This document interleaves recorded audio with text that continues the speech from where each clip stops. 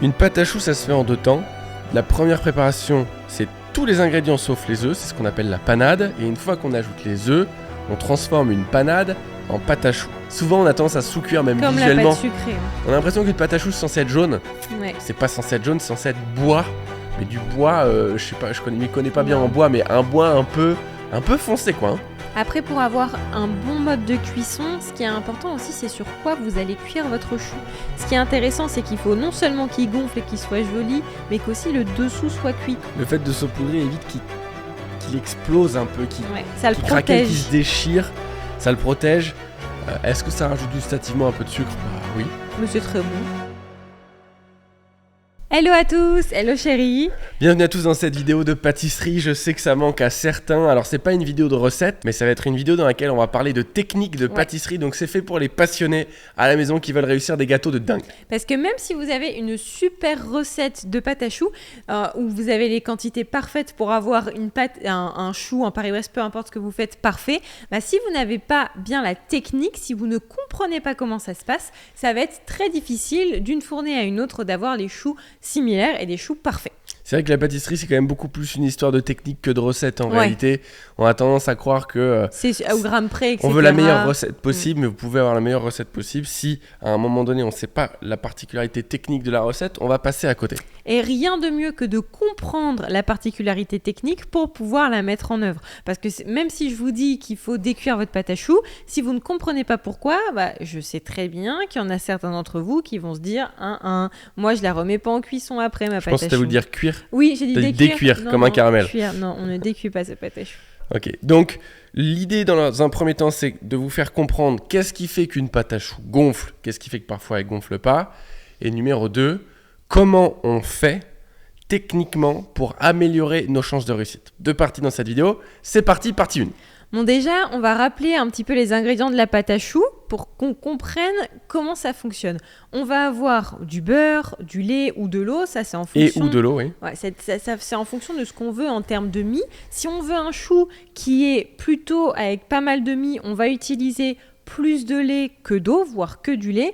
Et si on veut quelque chose qui est un petit peu plus vide pour pouvoir bien le garnir aussi, on va utiliser plus d'eau que de lait. Nous, notre recette à nous, elle est mi-eau, mi-lait. C'est un temps pour temps. En gros, plus vous mettez d'eau, plus c'est vide et sec. Plus vous mettez de lait, plus il y a de la mie humide à l'intérieur et c'est humide. Après, il y a du sel, il y a un petit peu de sucre ou du miel, il y a des œufs et il y a de la farine. Et c'est sur ces 2 éléments-là que toute l'explication technique va se passer. Oui, absolument. Alors, qu'est-ce qui fait qu'une pâte à choux gonfle pour commencer ? La pâte à choux gonfle parce que l'humidité qui est contenue dans la préparation de pâte à choux, au moment où vous la passez au four, elle va vouloir s'évaporer. Okay, la partie humide va s'évaporer. Et en s'évaporant, elle va pousser les parois de notre chou qui, comme elles sont solides, vont pas tout à fait laisser toute l'humidité s'évaporer. Et donc, ça va juste pousser les parois jusqu'à ce que ça gonfle. Okay, ça, c'est la théorie pure de pourquoi le chou gonfle. D'ailleurs, il faut savoir une chose, c'est que dans la petite paroi, dans la petite coque de la pâte à choux, il y a des micro-perforations qui font qu'il y a quand même un petit peu d'eau qui s'évacue, un petit peu d'humidité qui s'évacue. Sinon, le chou, il exploserait au bout d'un moment. Okay, donc voilà un petit peu la théorie de pourquoi le chou gonfle. Maintenant, comment on fait pour avoir beaucoup d'humidité ? Parce que c'est vrai que quand on entend ça, on pourrait avoir tendance à se dire je vais mettre un maximum d'eau ou je vais mettre plus de lait ou plus d'eau et du coup la pâte sera plus humide et du coup ça va mieux gonfler. En fait, l'humidité, on va la trouver dans les œufs qu'on va ajouter à notre panade. Donc la panade, c'est tout ce qui se passe avant qu'on ajoute les œufs. Et cette humidité-là qui est trouvée dans l'œuf va pas vouloir s'incorporer n'importe comment. Il faut préparer sa pâte à choux d'une certaine façon pour que notre panade, pour que l'eau puisse réellement et correctement s'intégrer dans la pâte à choux. En fait, pour que les gens comprennent... Pour que l'humidité, pas l'eau, pardon, l'humidité de l'œuf. Une pâte à choux, ça se fait en 2 temps. La première préparation, c'est tous les ingrédients sauf les œufs, c'est ce qu'on appelle la panade. Et une fois qu'on ajoute les œufs, on transforme une panade en pâte à choux. C'est ça. Donc pourquoi quand on parle d'humidité, Ava elle vous dit que c'est l'humidité de l'œuf dont on va se servir pour faire pousser la pâte à choux et pas l'humidité du lait et ou de l'eau. Parce que au début quand vous allez faire votre pâte à choux, vous allez mettre eau et lait ou que eau avec sel, miel, etc. Au bout d'un moment, farine, vous allez mélanger et là, vous avez tous dans vos livres de recettes écrit dessécher la pâte à choux pendant X temps, peut-être même vous le faites à la maison, vous savez pas du tout pourquoi il faut dessécher la pâte à choux. Et c'est vrai que la panade, c'est un élément, on vous dit, alors il y a plusieurs moyens de savoir si elle est prête ou pas. Soit ça commence à brûler un petit peu dans le fond de la casserole à accrocher, soit ça se décolle très facilement des parois. Ça fait un effet un peu d'omelette. Ça fait un effet un peu d'omelette, vous savez que vous pouvez faire des allers-retours avec la casserole, elle va se décoller. Il y a plein de moyens de le voir, mais dans tous les cas, ça veut dire qu'elle est sèche. Oui. Donc on a enlevé pas mal de l'humidité déjà du lait et de l'eau. On l'a enlevé pour mieux l'incorporer avec la bonne humidité des œufs. Et en fait, ce qui se passe chimiquement, c'est que dans la farine, on va avoir de l'amidon. Et c'est cet amidon-là qui va récupérer l'humidité de l'œuf et qui va permettre à l'œuf de bien s'incorporer à l'intérieur de la panade. Sauf que l'amidon, ce qu'on va faire, c'est qu'on va venir le dessécher.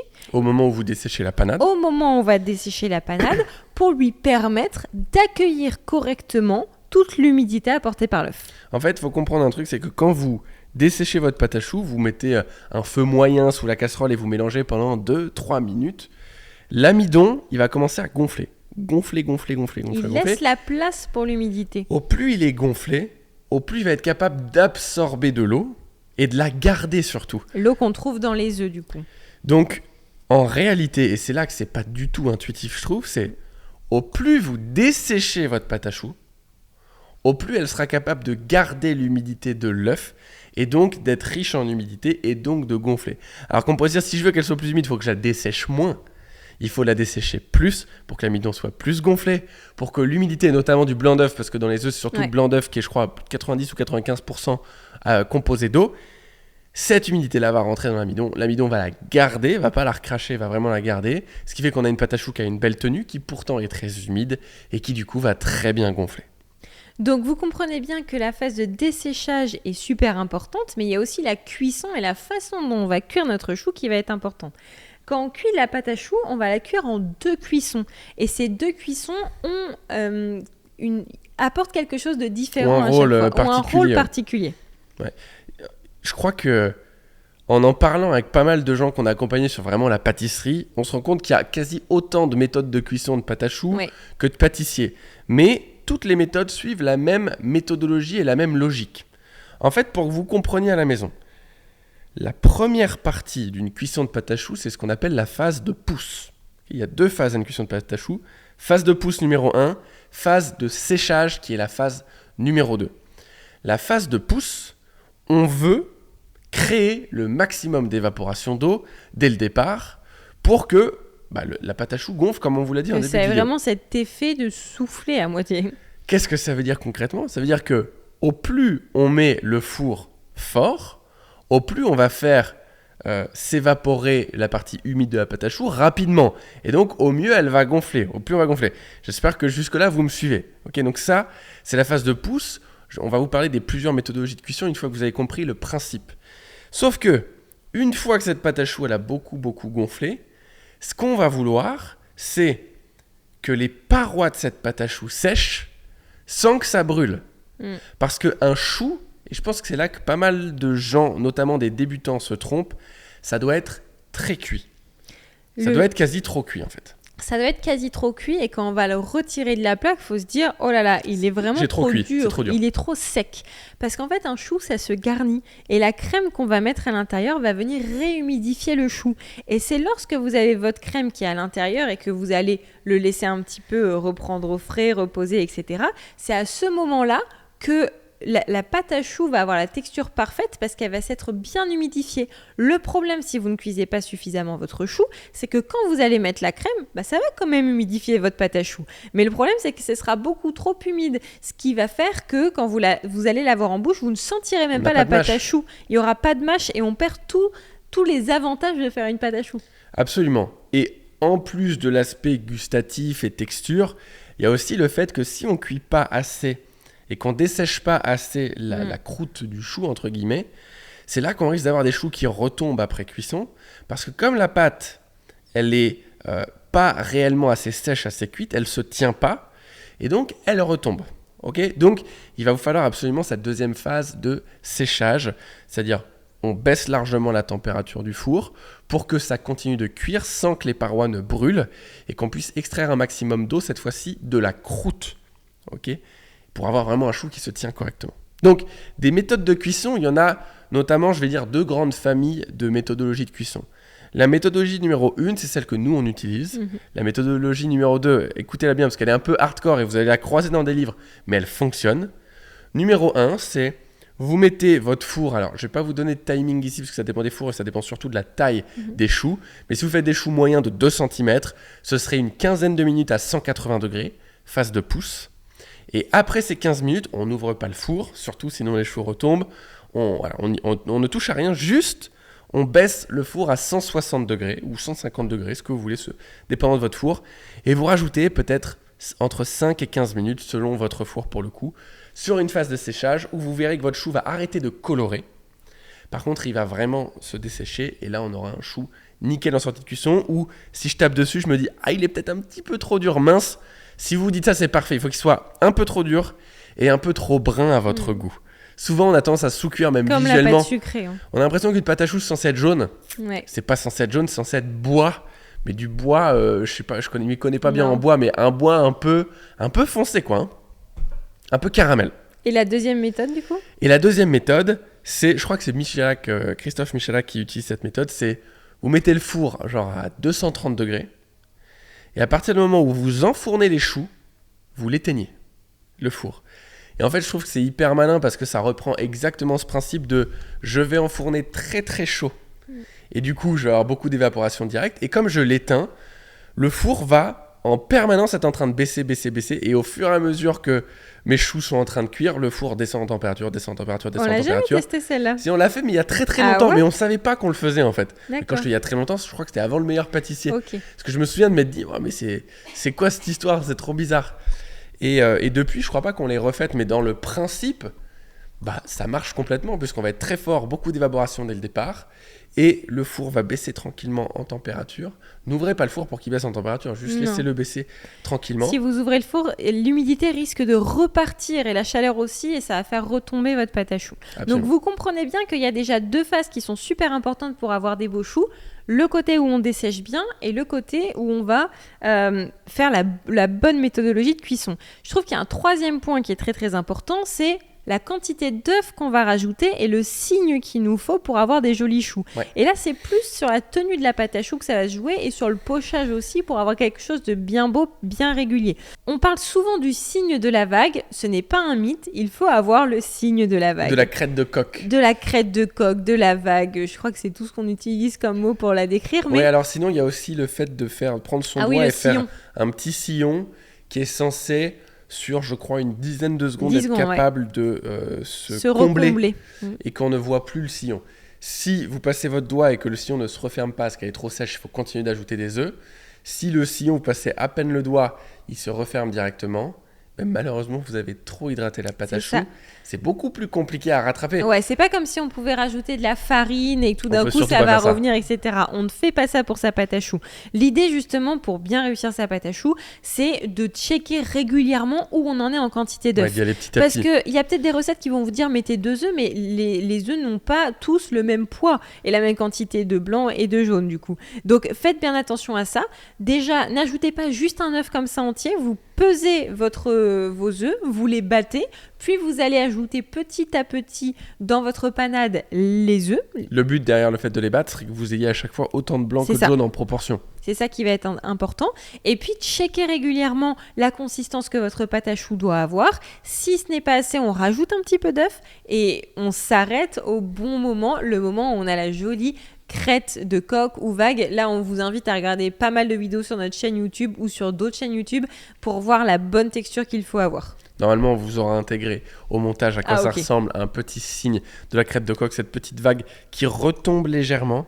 Okay, ça veut dire que c'est correctement hydraté. Donc, si c'est pas hydraté, on rajoute notre petit mélange d'œufs battus un tout petit peu jusqu'à ce que ce soit bien hydraté.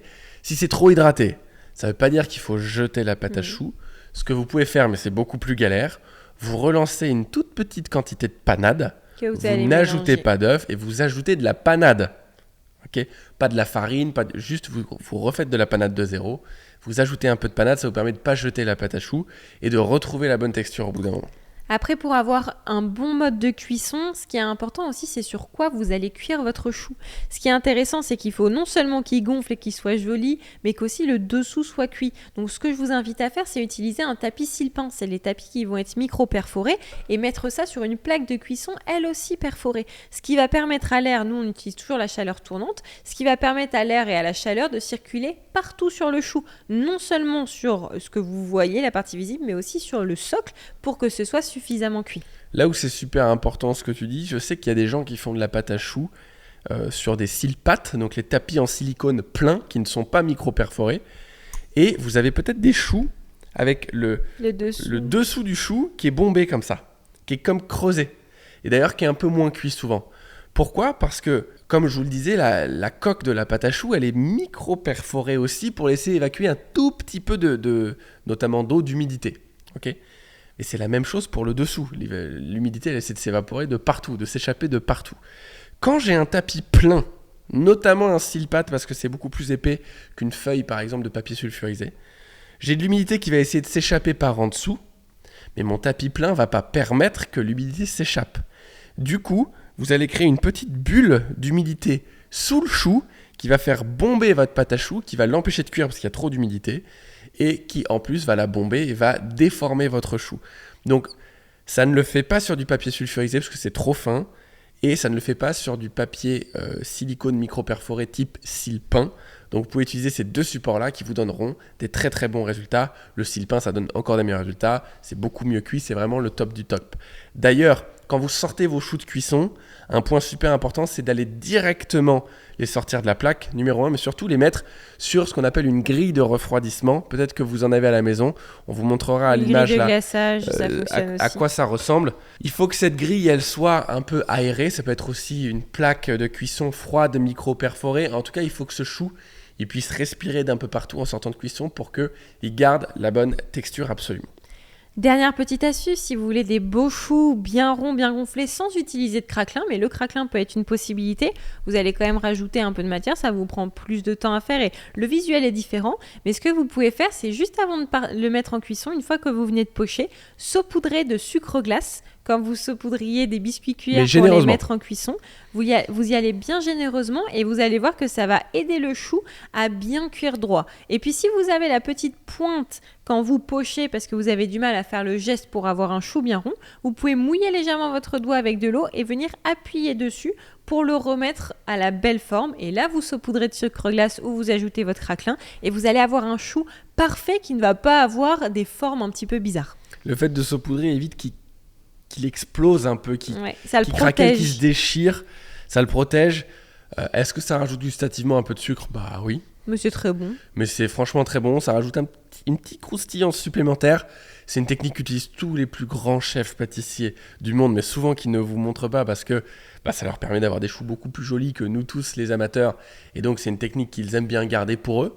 Mais c'est une super technique que vous allez adorer. Essayez à la maison. Donc si vous l'essayez, vous pouvez nous dire dans les commentaires ce que ça a donné. Et d'ailleurs, si cette vidéo vous a plu, dites-le, faites-le nous savoir dans les commentaires. Likez cette vidéo surtout pour nous montrer que c'est ce type de sujet que vous aimeriez continuer de voir sur la chaîne.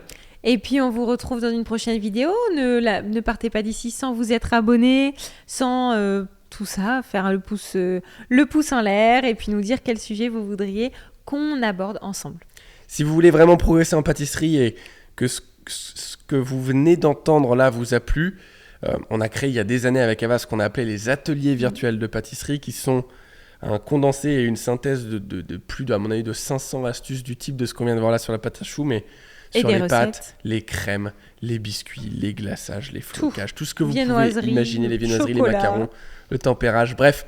Si vraiment vous êtes passionné de pâtisserie et que votre but c'est de progresser très très vite sur les 6 à 12 prochains mois, vous allez retrouver dans la description de cette vidéo plusieurs formations à l'unité et des occasions, pourquoi pas même de vous offrir le package de formation avec tout ce dont vous avez besoin jusqu'à la fin de votre vie pour pâtisser exactement comme nous on pâtisse aujourd'hui. Donc cliquez sur le lien si c'est quelque chose qui vous intéresse et je suis sûr que c'est quelque chose qui va énormément vous plaire. On vous dit à très vite dans une prochaine vidéo. D'ici là, pâtissez bien. Bye.